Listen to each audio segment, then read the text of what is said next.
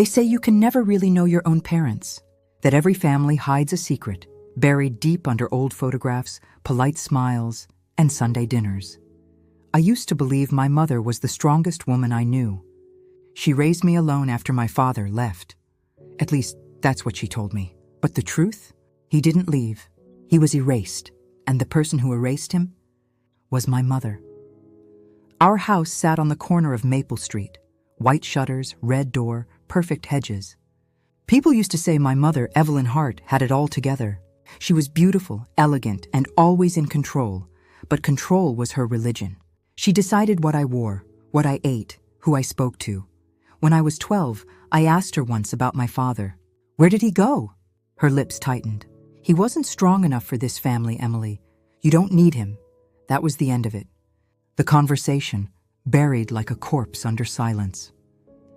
Years passed, but the walls of that house remembered everything. I left as soon as I could. College, a job in the city, a tiny apartment where I could breathe. But freedom has a cruel habit of calling you back home. The call came on a rainy Tuesday. Your mother's health is declining, said Dr. Rosen. She's refusing care unless you come. I hesitated. Returning to Maple Street felt like stepping into a trap. Still, guilt is a powerful leash. When I walked through the front door, the scent of lavender and disinfectant hit me. The furniture hadn't moved in 20 years. Even the photos. The same forced smiles frozen in time. Emily, my mother whispered from her armchair. She looked smaller, fragile even. You came back. I had to, I said softly. You didn't leave me much choice. Her eyes flickered. There's always a choice. She smiled then, the kind of smile that hides more than it shows. That night, I lay awake in my old bedroom, staring at the ceiling. Something about the air in that house felt heavy. Like it was watching me. It started with the drawer. Top right, in her old oak desk, the one she never let me near as a child. While dusting, I noticed the faint outline of a keyhole. The drawer didn't budge. Later that evening, while she slept, I searched the house for keys. And there it was, taped beneath the third drawer of her dresser. The lock clicked open like a sigh. Inside, a small envelope, yellowed with age. My name written in my mother's handwriting, Emily, for when you're ready. I wasn't ready, but I opened it anyway. Inside the envelope was a photo. A man standing beside my mother, arm around her waist. But he wasn't my father. And yet, I had his eyes. The back of the photo said, Daniel, 1998. Don't tell anyone. Daniel. The name burned into my mind. I flipped through old photo albums. The man was nowhere to be found. Every trace of him had been carefully erased. Mom, I asked at breakfast the next morning, keeping my voice steady. Do you remember someone named Daniel? The spoon in her hand froze midair. Where did you hear that name? From a letter. Her face paled, then hardened. Emily, there are things you don't understand. Then explain them to me. She pushed away from the table, her voice sharp now. Drop it. Some things are better left buried. But once you find a crack in a lie, it never stops widening. That night, I searched the attic. Boxes stacked like tombstones. And at the bottom of one, a birth certificate. My birth certificate. Father's name, Daniel Reeves. Not Michael Hart, as I'd always believed. I felt my chest tighten.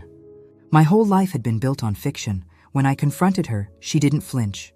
She just looked at me, calm, cold. You think truth will make you happy? She said.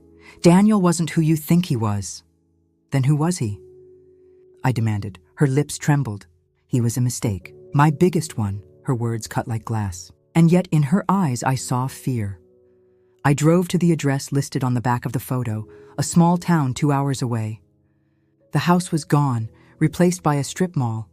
But the name Daniel Reeves led me to a small obituary. He had died 15 years ago. Car accident, or so it said. I tracked down a woman listed as his sister, Marjorie. She opened the door, eyes narrowing as soon as she saw me. You look just like him, she whispered. I swallowed. I'm Emily, Evelyn Hart's daughter. Marjorie's face darkened. That woman? She ruined him. She told me everything. How Evelyn had fallen for Daniel while still married to Michael. How she lied, manipulated, and when Daniel tried to leave, the brakes on his car failed. A tragic accident, they called it. But Marjorie didn't believe in coincidences. Neither did I. When I got home, the storm had already started. Thunder rolled across the sky like judgment. She was waiting in the living room, the photo on the table between us. "So," she said quietly, "you found him." "I found the man you destroyed." Her eyes flashed. "You don't know what I endured. Your father, Daniel, he wanted to take you away from me. He was dangerous. Dangerous," I snapped. "Or just someone you couldn't control?" Her silence was answer enough. I took out the letter from Marjorie, proof of her lies. "You killed him, didn't you?" Her breath hitched. A single tear rolled down her cheek. Then, softly, "I did what I had to do." The thunder outside cracked like an answer. I could have gone to the police. But what would they do with a decades-old suspicion and a dying woman's confession? No, I wanted her to feel it, so I did what she feared most. I took control. I gathered every photo, every document, every lie, and turned it into truth. A memoir. A confession written not by her, but by me. The secret my mother buried. Published online under her name. Within weeks, the story spread. Everyone in Maple Street knew, neighbors whispered. Old friends turned away. She became the ghost of her own reputation. When she realized what I'd done, she looked at me with something like horror. "You've destroyed me," she whispered. I smiled softly. "No, Mother. I just unburied you." She stopped speaking to me after that. Refused food, refused treatment. On her final night, I sat by her bed. She turned her head slowly, eyes dull but searching. "Was it worth it?" she asked. "Hurting me like this?" I took her hand. "Truth always hurts, Mom, but it's still the truth." She closed her eyes. And for the first time, I saw her for what she was. Not a monster, not a mother. Just a woman who couldn't live with the choices she made.